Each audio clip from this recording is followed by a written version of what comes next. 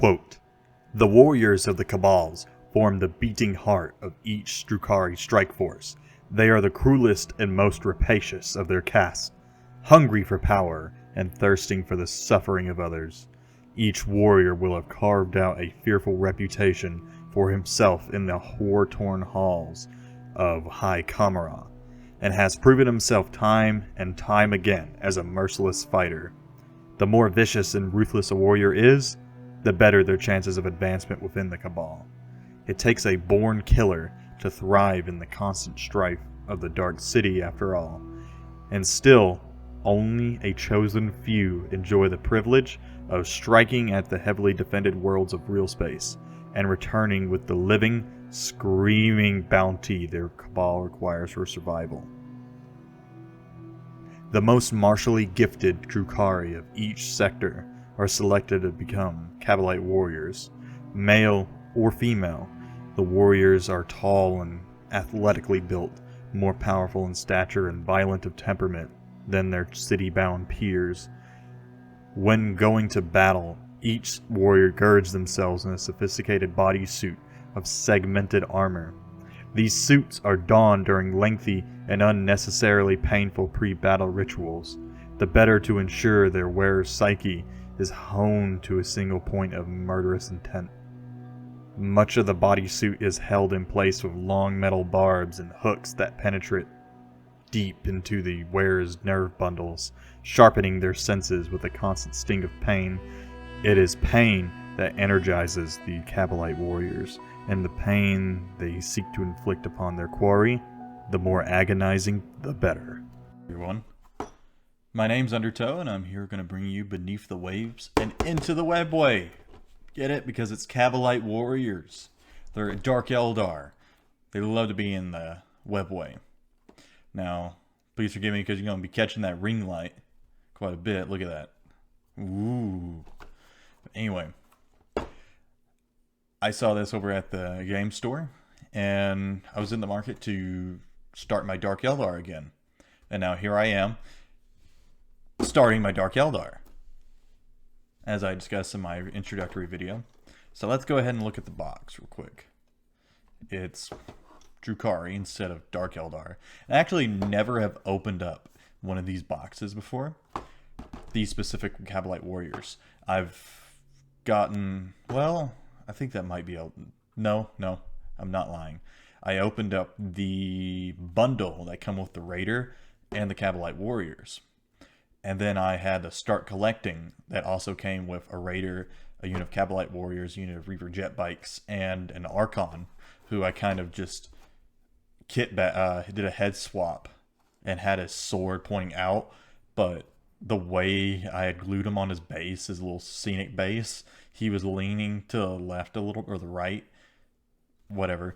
He was leaning to where he looked like he was dabbing and doing the smooth criminal.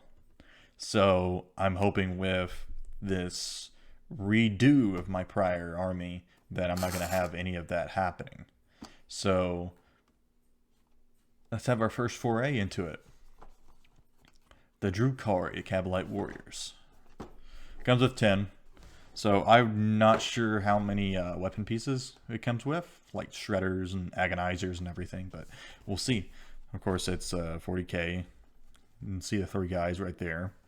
These guys are some of my favorite models in the 40k range, purely because I mean they're pirates in space, and usually I want to play either a very Lovecraftian themed army, which there's not really that army in 40k. I guess if you take the Tyranids, but even then you get a really Zerg feel for the Tyranids. I guess Chaos Demons would be a sense Lovecraftian, but not really. I mean, they're kind of their own thing. Chaos is a very original concept for, I wouldn't say original. That's not really original.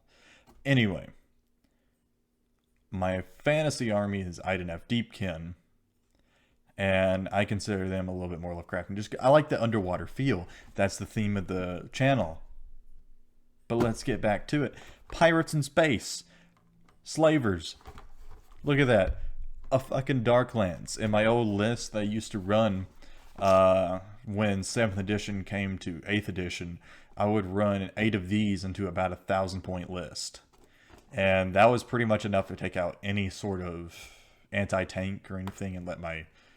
I was playing more Ynnari or Eldari Alliance, to where I had all these Dark Lances and Bright Lances, and then I would carry in my Wraith Lord, so I took out all their anti-tank, and I took out all their tanks, and suddenly they had to deal with a big-ass Wraith Lord and Wraith Guard and Wraith Blades in their lines, and that just was very hard to do with just regular troops. Showing the Shredder, the Splinter Rifles, showing all the different color schemes. I believe this one is... name escapes me. I'm pretty sure this one is Last Hatred, Dying Sun, and I know this is Cabal the Black Heart. Pretty sure this is Flayed Skull down here, or Iron Thorn, and one of these ought to be Poison Tongue. I think this one's Poison Tongue. Comes with a blast pistol, power sword for the Cyberite. And really, though, you don't actually have to get the Archon kit to build an Archon. That's the great thing about Dark Eldar and Chaos and pretty much a lot of these armies, except for, like, you know, Tyranids. You can't really convert a Tide Tyrant out of that. A lot of their lords, their HQ options, they're pretty much on the same scale, if not a little bit taller than one of their troops. So you can just take the bits and bobs that you have extra and create your own custom lord, which is what I did with my Chaos army a lot. I had converted a Warpsmith out of the Dark Imperium, the Lord of Contagion, because he had Terminator armor and Warpsmiths have 2-up saves, so why not have Terminator armor on him? So it's just showing off all the little bits and bobs. You see a little knife. I'm not a really big fan of those little bits and bobs there because I have a bad habit of getting glue on my finger, and so whenever I glue that on, I'm like, oh sweet, it's on there. And then I take my finger off, knife stick to my finger, and then I ruin all the detail with the plastic glue.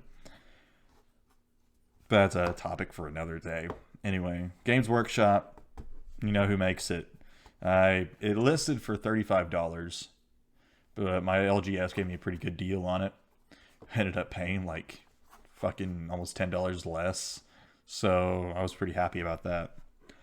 Oh yeah, here's the paint schemes. It's where they give you ideas on how to paint them. So for the armor, Incubate Darkness, Null. Basically, I don't do that. I paint it my own way, which is usually the wrong way. But it's a lot better than how I used to do it. If I can just put some pictures in there, future me, edit in the pictures, go. There we go. Alright. Now future me is back to past me. Arrogant Raiders from Kamara. Always love the name Kamara. The Dark City is great. Reminds me almost like a Omega from Mass Effect. Yeah, let's open her up. I already like peeled off a little bit of plastic. Let's open up this shrink wrap. The setup's a bit weird. I'm like not having to look at my normal hands. I'm looking at my camera to make sure it's recording everything right.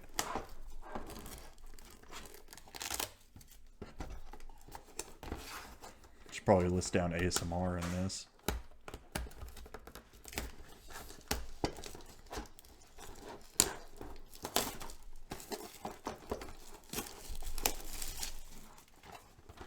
All right. Shrink wraps off.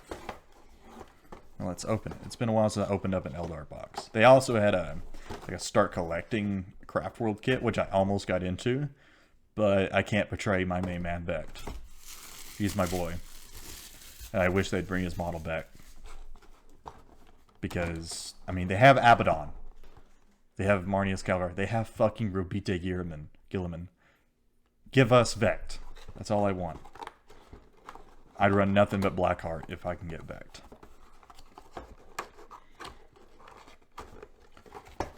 Alright, if I can open it up. It's a little bit difficult right now. I'm not like opening it up directly. Alright, here we go.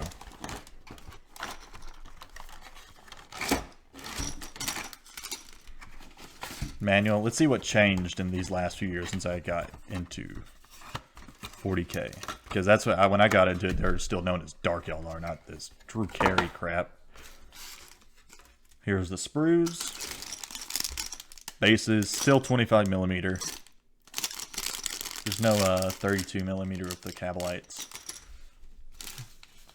Eldar are a little bit of a small people. So here's the instruction manual. All black and white because they couldn't, because GW said, you know what, fuck it, we ain't buying color ink. Yeah. Simple builds right here. I may do a conversion on these guys. I've been thinking about converting them with Black Dark Corsairs. And if I get a box of them, I'll do an unboxing with y'all again. Alright, here we go. Kabalite Warrior of Heavy Weapon. It's showing a Splinter Cannon, which is, you can never really go wrong with Splinter Cannon. It's not even really a heavy weapon, it's a rapid fire weapon. So that's always really sweet. Dark Lances. I love Dark Lances. They're almost my favorite weapon in the whole list. I like them more than Blasters, just because I could have a whole unit of Scourges in the back. And because Scourges always have a habit of dying on me. So I put them in the back, snipe something, maybe move around. They're always really cool. Comes with all these helmets. There's their little Cyberite. Or if it was a Trueborn, like it used to be, it would be a Dracon. I never really got why they never made a Trueborn kit. It's like they kept Chaos Chosen, but they did not want to keep Drukhari, Dark Eldar, Trueborn, and Hecatrix. I always thought that was a little bit off. Anyway, okay, Kabalite Warrior special weapon, a blaster. Blasters always, they're like the second best for me. They're like mini Dark Lances. They have a shorter range, but they hit as hard as a Dark Lance. Always loved them. Shredders. Shredders, I've never really had much, what do you call it? Experience with a Shredder. But they're apparently really good now on mass. I may equip some with Shredders. That'd be it's a very good anti-infantry weapon. But usually if I do that, I just run straight Splinter Cannon. Because you have all this cool stuff of a Shredder. It shoots a razor wire net. That's all cool and all. But there's also a rate of fire with normal Splinter Fire.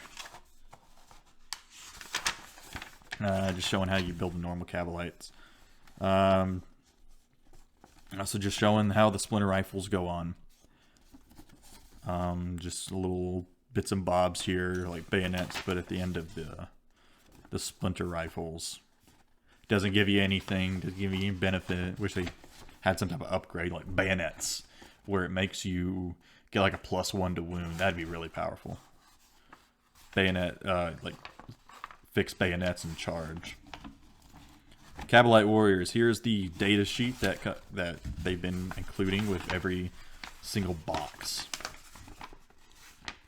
These essential rules will get your new unit onto the battlefield. So basically, if you were just playing with power level and just with straight data sheets, no points, which you can, and you didn't really care about like how your battalions are figured out and everything, you could not buy Codex and just buy the boxes and run those.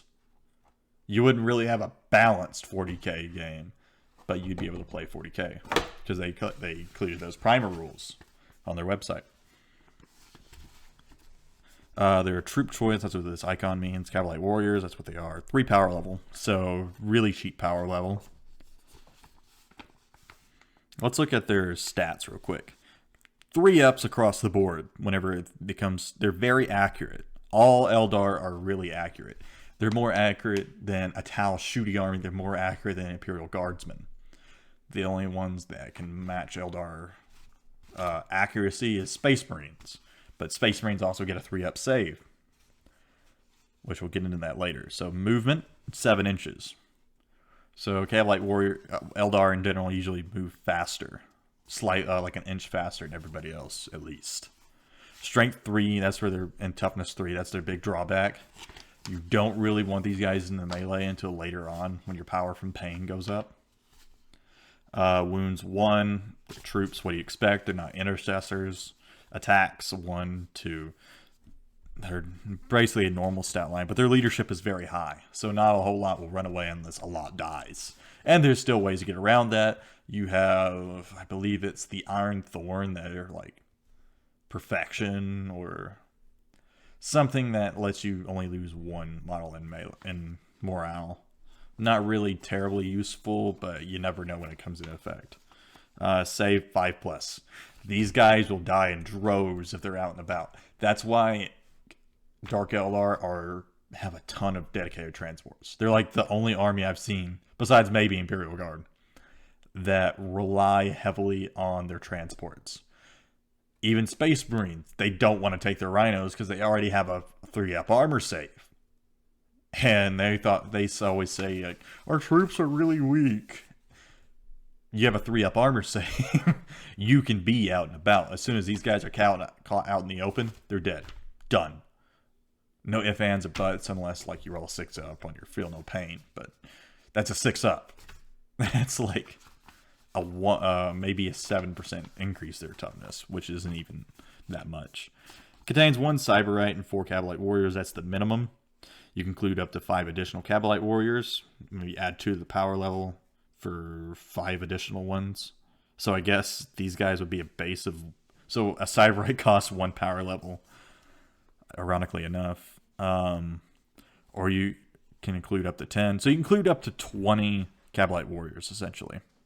Or 19 Kabalite Warriors plus a Cyberite. Each model is equipped with a Splinter Rifle. We'll get into that later. Blast Pistol. They changed this. I'm pretty sure they no longer do D3 damage. They do D6. So you don't have to worry too much about that. But although you could run it. I think this is mainly going off of the index. So blasters and blast pistols right now in the Dark Eldar Codex, if I'm not mistaken, do D6 damage. So they're mini Dark Lance. Blasters have 18-inch range. Kind of ass. But Iron Thorn increases, I believe they increase that up to like 22-inch range. Or 24. I can't remember which. Dark Lance, 36-inch range. This is our main anti-tank weapon besides blasters. Strength 8, -4, D6 damage. It's essentially it's a side grade from a las cannon. Has 1 point less strength, but it has that extra point AP. So if you do wound, most likely you'll wound anyway. If the only thing you're not wounding on a 3-up is a knight. But you get to that and they're not going to have an armor save. Unless they have like a 2-up armor save. Which I feel bad for you if they pass that anyway, because that would be a 6-up armor save after that. Phantasm Grenade Launcher. 18-inch Assault D3. Strength 1. Damage 1, which that's bad. But you subtract 1 from its leadership until the end of the turn if they're hit by it. So you could essentially, with the Raiders, you can have Grizzly Trophies. You can also have Phantasm Grenade Launcher in that. And I believe it stacks. Phantasm Grenade Launcher stack. So there is a Cabal that's pretty thematic around fear. So you can basically pretend you're Night Lords and start stacking up those -1 leadership. I wouldn't recommend, and leadership is not really that great right now in 8th edition. We're going into 9th, so maybe that'll change. Shredders, 12-inch range. I hate that. I really dislike that because I like to run my Cabalites really shooty. I like to stand back, kite around, harass the enemy. I at least want a 24-inch range on my weapons. So Assault D3, Strength 6, damage of 1. But you can reroll failed wounds. So essentially they're pretty good if you have a unit of Scourge. Because you can deploy within that range and then you can wipe out a unit of Guardsmen. Congratulations. You just killed a unit of Guardsmen. You have the rest of their points value to deal with. I'm not too much of a big fan of Shredders. I prefer things that are more consistent. Such as the Splinter Cannon. 36-inch range, rapid fire 3. You get within, what's half of 36? I believe that is 18 inches. And you can put these on Venoms too. So that becomes 6 shots. So you add 6 shots to your normal splinter rifles, which those splinter rifles are also rapid fire 1. Splinter pistols, all pistol 1. Don't really run splinter pistols. Pretend those don't exist. If you're taking a pistol, take a blast pistol. And if you're going to take a blast pistol, take a damn blaster. Although you can't really take that on Cyberite. But 24-inch range, rapid fire 1. So you're firing 2 shots and within 12 inch. So splitter weapons always wound on a 4-up. If they're targeting a vehicle, they wound on a 6-up. This was huge going into 8th edition for me. Because it meant that if you killed off all my Dark Lances, I don't concede. Because back in 7th edition, you could not wound a vehicle with splinter rifles, splinter fire. It just was impossible. And with 8th edition, you could, which I think is great. Agonizer, melee weapons. Now we're getting into it. Agonizers, always great. -2 AP. Oh, they're always winning on a 4-up. Poison weapons are great, in my opinion. I love poison weapons. You get to go up to a Tyranid army and say, hey, what's your toughness value? I don't care. Fuck you. I'm winning everything on 4s. Unless you have a Dark Lance, and then you're winning everything on whatever the toughness is. Power Sword, -3. You know what a Power Sword is, usually. It's a -3 damage 1 weapon. It's a can opener. Cyberite may take a Power Sword or Agonizer. I would usually keep them with a Splinter Rifle and keep them cheap. I like to run my Cabalites as cheap as possible, except for the heavy weapon. It can take a Phantasm Grenade Launcher. I never take that, personally. May replace their Splinter Rifle with a Splinter Pistol or Blast Pistol. Maybe I would take the Blast Pistol. Maybe. For every 10 models in the unit, 1 Kabalite Warrior may replace their Splinter Rifle with a Splinter Cannon or Dark Lance. So here's the thing. I used to run my Cabalites and Raiders with Dark Lances, so I'd have 2 Dark Lances. 1 firing at a 4-up usually, and 1 firing at a 3-up. It was always, it seemed really good to me. That was it with my list. But usually you'd probably want to have a Splinter Cannon if you're going to want to have a heavy weapon. But like I said, you're probably going to want it to be cheap as possible. But if you're not going to be cheap as possible, I'd take the Dark Lance 9 times out of 10. That's my personal view on it. Not the most competitive. Most competitive would be blasters everywhere. Which you can take a blaster, by the way. If you can, 1 model can replace its Splinter Rifle with a blaster. Now, you can include 20 Kabalite Warriors, but don't. You don't do that unless you're running a Tantalus, because only 10 can be in a Raider. No more, no less. And 5 can be in a Venom. You want to take either a minimum squad of 5 and take that blaster, or you want to take the squad of 10 and maybe carry a Dark Lance. That's what I recommend if you're starting out Dark Eldar. From my experience as Dark Eldar, I'm getting back into it. This is post Psychic Awakening. When I played, it was pre-Codex. I didn't get to play my Dark Eldar with their Codex, unfortunately. Power from Pain. So Power from Pain is in the Codex. You'll see what it is. It gives you buffs as time goes on. Keywords, Eldari, Drukhari, and their Cabal. So Blackheart, for example. Keywords, Infantry, and Kabalite Warriors. So that's... I can give this whole spiel in other languages too, if you want me to, but I'm not. More languages, and Kabalite Warriors. Now, let's check out these bases. You check out the bases. The meat and potatoes of it. So these are the sprues. I'm shutting up for a second to let you get a good look at it. There's a Splinter Rifles right there. Actually, that right there, I believe, is a Splinter Cannon. Yes, it is. That is a Splinter Cannon. It's basically an oversized Splinter Rifle. If you get a good look at it right there. Legs, legs, legs. Banner. There's a banner. Oh boy, it's a fucking banner. Splinter rifle, splinter rifle. I usually don't like putting all the bits and bobs on my splinter rifles, but I may change my tune. So that's all a pretty basic one. Here's the better one. Agonizer. You want to keep these. You may want to run an Archon or Succubus with an Agonizer, so I'd always keep those. Plus, they're really cool little bits. Plus the Power Sword. Power Swords are always great. I have a lot of old Eldar bits and shit, so I'll most likely be kit bashing that with this unit of Kabalite Warriors. The holy grail of Dark Eldar, the good old Dark Lance right here. Love them. I can't get enough of them. Plus, it's power pack right there. I never really, when I first made them, I never really included a power pack with them. So he was just carrying it around, and it's like, I don't know if this shit's going to fire.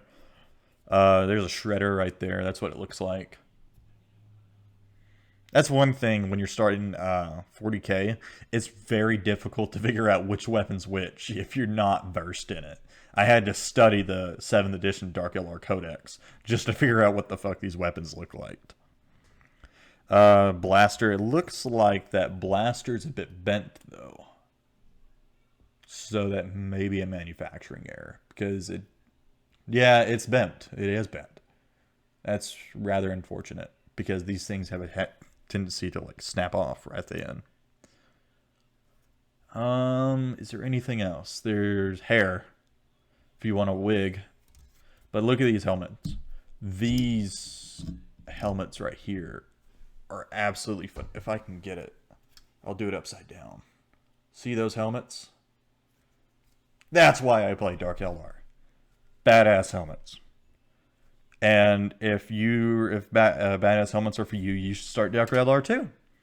Don't get into that pussy shit with Eldar. Dark Eldar. You get spikes. It mans you up. The more you put them together, the more it fucking like pierces your finger and shit, and they're causing you pain. You're giving them life from your own pain because they live off of it. Pain is everything to Dark Eldar. Unless you're building corn, then you're still gonna like pierce your bits on bits with building born berserkers and other spikes and shit. But that's all blood for the blood god. But we don't adhere to that. We don't even adhere to fucking Cain. We adhere to our own sick pleasures with Drukhari, Dark Eldar, and the only person we swear fealty to is Vect, unless you're Lady Malice. Then that's another subject entirely. Now, enjoy the video, like and subscribe. If you do, if you don't tell me what I can do better. And even if that do better is tell me to go fuck myself, of course, as always. Now, if you want to see me build these, actually, I don't think I'm going to record myself building them because it's a little bit of a bitch to build, in all honesty. I don't enjoy building whatsoever. Now, painting, I will be streaming like individual models being painted on twitch.tv/UndertowTyler. Literally my YouTube channel. So if you want to chill with me, well, right now I've been playing some Battlefleet Gothic, trying to learn that. I will be painting on there soon. I'll be painting my IDNF Deepkin on there. Probably record sample footage for, like, for example, Thralls or Kabalite Warriors themselves. So if you like that, then please come back, and y'all have a great day.